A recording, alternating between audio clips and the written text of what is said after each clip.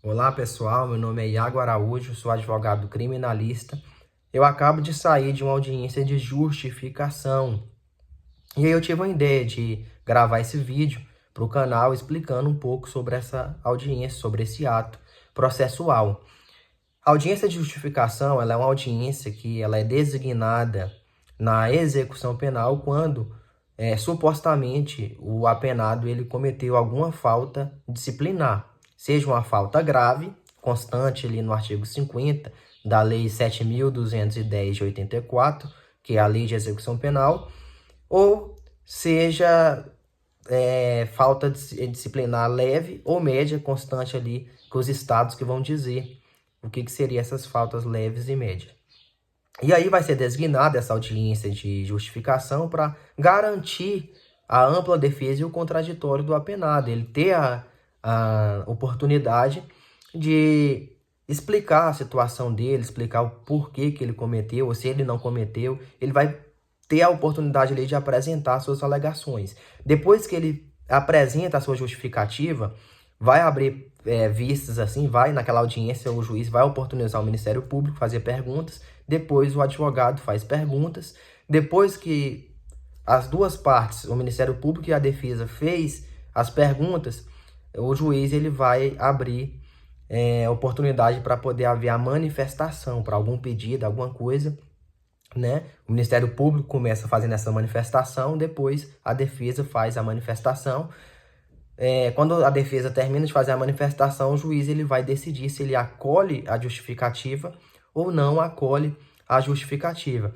Importante ressaltar que esse ato ele é um ato de suma importância, porque se você conseguir que o seu cliente, você conseguir que o apenado tenha a sua justificativa acolhida, não vai ter nenhuma consequência assim para prejudicar ele. Muito pelo contrário. Dependendo do caso, como o meu caso de hoje, foi expedido alvará de soltura. O meu cliente se encontrava preso, acolheu a minha justificativa e expediu o alvará de soltura, tendo em vista que o regime dele era o semiaberto. Agora, se não tivesse acolhido, qual as consequências? As consequências seria uma possível regressão de regime, ele vai para o regime mais gravoso, uma regressão definitiva, porque inicialmente, provavelmente, quando marca a audiência de justificação, já teve uma regressão cautelar, uma regressão provisória. Então, se não acolher essa justificativa, o juiz ele vai regredir definitivamente. Claro que cabe recurso apropriado, que depois, em outro momento, vou trazer aqui qual é o recurso apropriado, mas, além dessa regressão, vai descontar 1/3 dos dias remidos, dos dias trabalhados, dos dias estudados, e também aquela pessoa vai ter o seu comportamento prejudicado, vai ter um comportamento tido como mau.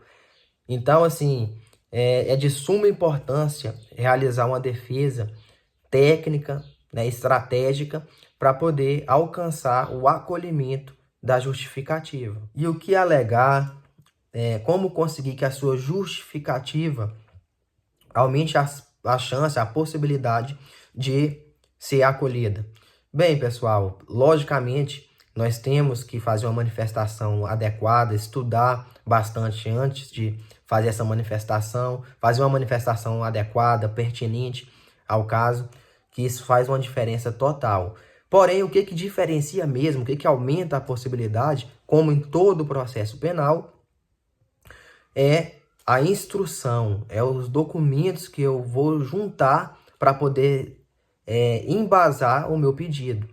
Os documentos que junta comprovando a sua justificativa é o que vai fazer que aumentar pelo menos a chance da sua justificativa ser acolhida.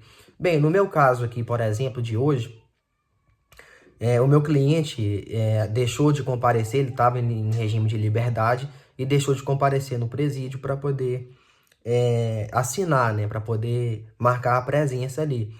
E aí foi expedido um mandado de apreensão, de mandado de prisão em relação a ele, foi cumprido esse mandado e determinado cautelarmente a regressão de regime dele.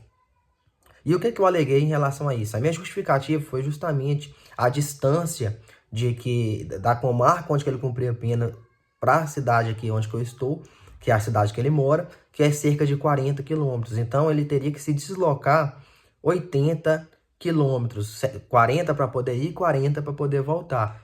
Como que eu comprovo isso? Abri o Google Maps, tirei print e tudo, juntei no processo, alegando isso. Também outra situação, eu falei que a questão da ressocialização da pena é a principal finalidade. A finalidade maior da pena é a ressocialização. E meu cliente, ele estava trabalhando, ele estava estudando, não se havia notícias de que ele cometeu nova infração penal ou alguma coisa assim que desabone a sua conduta. E isso tudo foi juntado aos autos, os comprovantes que ele estava trabalhando, os comprovantes de que ele estava estudando, a declaração de matrícula e frequência na escola.